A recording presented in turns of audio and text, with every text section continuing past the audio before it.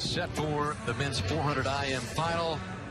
And then there was one, Rowdy. Michael Phelps has had 2 of his world records broken here this week in South Korea. This is the lone one left on the books. 4:03.84 for Michael on his way to those historic 8 gold medals in Beijing. There's no Chase Kalish in this race. Michael was Chase's mentor, but he failed to qualify, has not been on his game. As you look at Peter Burnett come out for Hungary, Chase finished with the bronze in the 200 as he was looking to defend both those titles, but just has not been swimming to the degree that we've seen in the past. There is Joan Luis Pons Ramon of Spain up there in lane 1. He was 3rd at the recent European Championships. Down in lane 7, Maxime Chemberev of Azerbaijan. First final for his country. Lewis Clareburt of New Zealand is up in lane 2. He was 5th at the Pan Pacs last summer. This is his first World Championship final. Down in lane 6, representing Great Britain. Brits have never won a medal in this event, but he was 4th in the last Worlds and the Olympics, so maybe it is Max's time to break through on the podium. So it's up to Jay Leatherland for the United States, with Kalish failing to make the final. He's looking for his first individual medal at a Worlds. Qualified 3rd, he was 5th at the Olympics, and Leatherland swimming well, so who knows? Arjan Nipping of the Netherlands is next to the favorite, Seto. Nipping in lane 5. Dropped 5 seconds in the last year off his time, but nonetheless, Daiya Seto, who's looking for the sweep in both IMs, is probably the biggest favorite of the night, Rowdy. He took silver in the 200 fly earlier, that gold in the 200 IM, and is having himself quite a championship. He might be the favorite even if Chase Kalish had made the final. That's how good of a year this young man has had at 25, swimming the best of his entire career. I think if he wins this, and even if he doesn't, but certainly if he does, Dan, he's the best all-around swimmer in the world. Jay Leatherland kind of just has been flying under the radar. All the glory over the last couple years has gone to Chase Kalish, and this guy has overachieved time and time again, been in the top 5 in the world the last 3 years, Dan. This is a guy that you would love to see break in there and get a medal. And he's been sitting around all week long. First swim of the meet comes on the 8th day.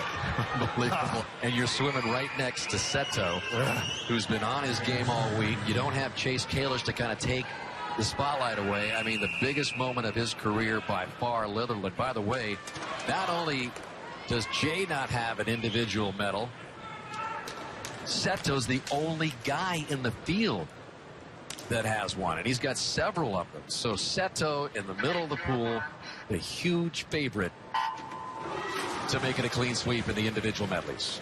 What a difference one race makes. Very few World Championships medals compared to the women's 50 was 75. You're right, Seto is the only one with a lot of hardware with 6 World Championship medals, and great butterflyer. Best stroke, obviously.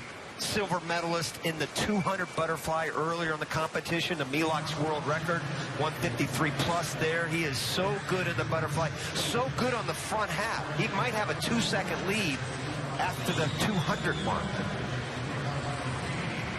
So Kalish won it a couple of years ago, but Seto took the 2 goals before that. So he's trying to become the first swimmer to win this race 3 times. Phelps did it twice. Lochte did it a couple times. Some great swimmers have done it, including Tom Dolan of the United States. So Seto has a chance to distinguish himself in that category, as he has the lead after the 2 fly legs. Clareburt up there running 2nd for New Zealand up there in lane 2, and it's Leatherland below Clareburt in 3rd. Good start for Leatherland. He was about 7/10 faster than he went in the prelims. And Dan, this field is not that impressive. I mean, you even said it, Nipping right down there, who's really struggling at the moment. He wasn't even in the top 25 in the world last year. There are only 4 performers in the top 10 in the world this year in here. And he's got a great backstroke, a weak breaststroke. I'm talking about Jay. But if he could just kind of hang in there, especially after this first 100 looking so good, he's got his chance at a medal, because freestyle is Jay's best stroke.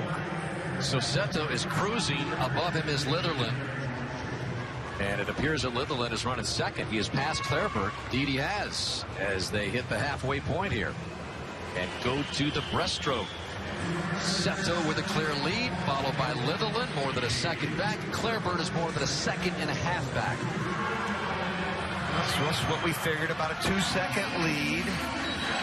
He was almost a second and a half faster than he went in the prelims after that first 200. So that's really good news for Litherland. And actually, he can kind of get into a race right now with Clareburt right above him. I think that's good because he can use his peripheral vision to kind of check him out. He needs to race him because this guy right here is also a very good freestyler. Litchfield might be the best freestyler in the field next to Seto, maybe. Litherland possibly too. So don't give up on Litchfield. He can close in a hurry. So you never know what this race is going to shape up to be. But right now, Litherland's doing a really good job. Yeah, Litchfield snuck in there in the fourth position as Seto is way out ahead of the field. Litherland still in that second position. Clareburt still running third as they get set for the final 2 lengths of the pool in the freestyle to decide it. Litchfield sneaking up there, should be fourth as they hit the final 2 lengths of the pool. Seto is going to win it unless something crazy happens as he's looking smooth. But here comes Jay Litherland, who has an excellent freestyle. Boy, you just right now, you've got to, if you're an American fan, you're standing on your feet for Jay Litherland. This is a guy that he was 5th at the Olympic Games. He was 5th at the 2017 World Championships. So close. Everybody talks about Chase Kalish over the last 3 years, as they should. But this guy is so steady. He's been there for the United States time and time again.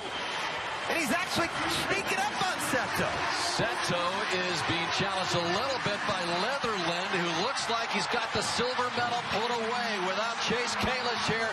Jay Litherland looking for his moment at the World Championships. He's gaining on Seto. Jay Litherland is gaining on Daiya Seto, who exactly is not looking real strong. I believe Seto's going to hang on, but boy, did Litherland give him a run. Clareburt with the bronze, and a personal best for Jay Litherland in the biggest race of his life. Another 5 meters. Jay Litherland would have caught the best all-around swimmer in the world. What a gutsy performance by this young man. 23 years of age. He goes his best time in his one and only event that he swims here in Korea. Unbelievable. What a great swim. And you know, you knew that Seto was going to be the guy, and he certainly was after 300. That's 200 right there. Had that big lead, but Jay's hanging in there. Hanging in there. He was 56.9, by the way, Dan, on that last 100 in the 400 IM. And look at the lead that Seto has, Dan. I mean, that's a big lead, dude. I mean, that is a huge lead. And then this final turn, I mean, it looks like, oh, that's another huge lead.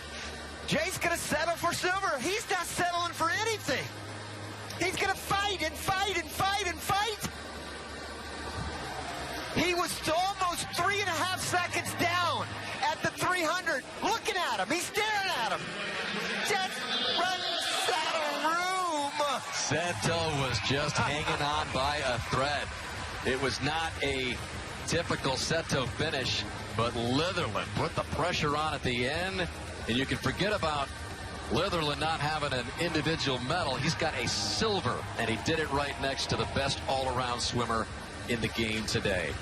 Litherland put the heat on him, but in the end, Seto does indeed become the first swimmer to win this race 3 times, and Clareburt puts away the first medal in this race for New Zealand.